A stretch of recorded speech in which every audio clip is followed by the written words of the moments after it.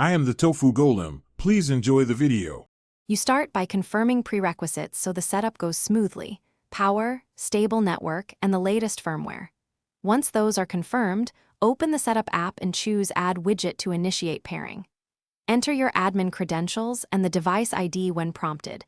This links the widget to your account. Make sure to enable any requested permissions so communication is allowed. Now that pairing is initiated, watch the status indicator and proceed to configuration in the next step. You now configure core settings to define how the widget behaves. First, choose operational mode and set the update interval and any alert thresholds. These control responsiveness and battery use. Then map the inputs and outputs to the actual sensors or controls and assign user permissions so only the right people can change things.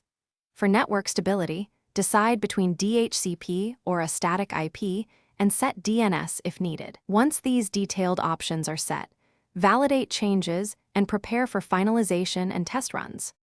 You complete setup by running a full diagnostic and exercising the primary functions to verify responses. After successful tests, save a configuration backup and enable automatic updates so improvements install without manual intervention. Make sure alerts are arriving and logs record events.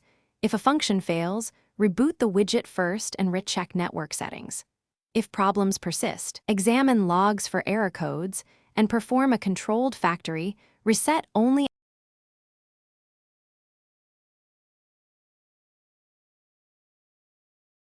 Thanks for watching. Consider subscribing if we helped you today.